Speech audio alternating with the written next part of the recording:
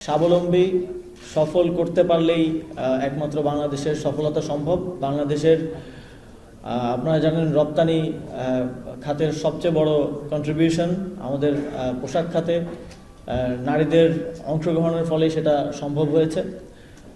সরকারের পক্ষ থেকে আমরা সেই অংশগ্রহণটা আরও উত্তরোত্তর বৃদ্ধি করতে চাই এবং আমরা শুধু সুযোগটা করে দিতে চাই। আমরা বিশ্বাস করি বাংলাদেশের নারীরা তাদের নিজেদের যোগ্যতা, দক্ষতা এবং মেধার প্রমাণ ইতিপূর্বে দিয়েছেন এবং ভবিষ্যতেও তার মাধ্যমেই তারা সফলতার চূড়ান্ত শিখরে আরোহণ করবেন।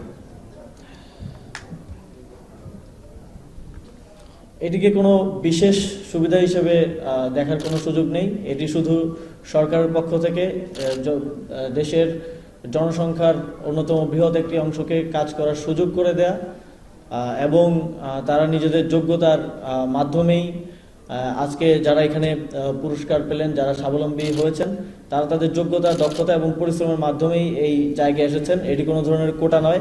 আমরা দেখেছি যখন কোটা আন্দোলন হয়েছে তখন নারীরা এগিয়ে এসে বলেছেন যে আমাদের কোটার প্রয়োজন নেই, আমরা সমতা চাই এবং সেখানে প্রতিযোগিতা করে নিজেদের জায়গাটা অর্জন করে নিতে চাই।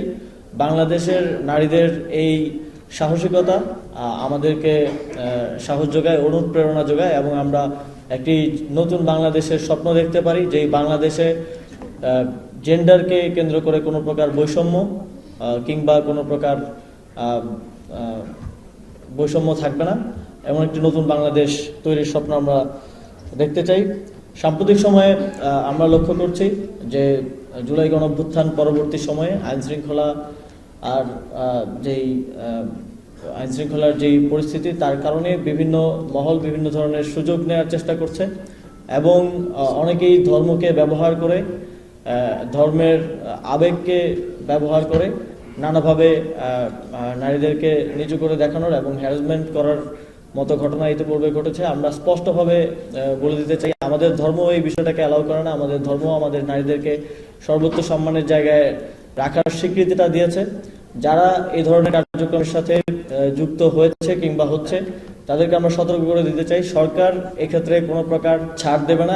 এছাড়াও সাম্প্রতিক সময়ে ক্রমবর্ধমান ধর্ষণের ঘটনাগুলো ঘটছে, তা আমাদের সামাজিক অবক্ষয়ের দিকে নির্দেশ করে। আমরা রাষ্ট্রের পক্ষ থেকে এই ধরনের ঘটনাগুলোর ক্ষেত্রে বিচার নিশ্চিতে, দৃষ্টান্তমূলক শাস্তি নিশ্চিতে সরকার তার দায়িত্ব পালন করবে এবং এই ধরনের ঘটনাগুলোতে আইনশৃঙ্খলা বাহিনীও খুব দ্রুত সময়ের মধ্যে যারা অপরাধী আছে তাদেরকে গ্রেফতার করার মাধ্যমে ইতিমধ্যেই এর প্রমাণ দিয়েছে। আমরা এমন একটি বাংলাদেশ চাই যেখানে জেন্ডারকে কেন্দ্র করে কোনো বৈষম্য থাকবে না, নারীরা সর্বোচ্চ নিরাপদে তাদের দৈনন্দিন কার্যক্রম পরিচালনা করে যেতে পারবেন এবং নারী পুরুষ সমানভাবে এই নতুন বাংলাদেশ গড়ার আমাদের যেই এজেন্ডা, সেই এজেন্ডায় কাজ করে যাবে এবং প্রকৃত অংশগ্রহণমূলকভাবেই আমরা মনে করি নতুন বাংলাদেশ গড়ার যেই কার্যক্রম চলমান আছে, সংস্কারের যেই বৃহৎ কার্যক্রম এই সরকার হাতে নিয়েছে, সেটি সফল হওয়ার সম্ভব। এবং সেক্ষেত্রে আমি আহ্বান করব বাংলাদেশের প্রত্যেক স্তর থেকে নারীরা আপনাদের অংশগ্রহণ, আপনাদের মতামত এবং সহযোগিতার মাধ্যমে এই এজেন্ডায় অংশগ্রহণ করবেন এবং আগামীর বাংলাদেশের একটি অন্যতম অংশীদার হিসেবে আবির্ভূত হবেন।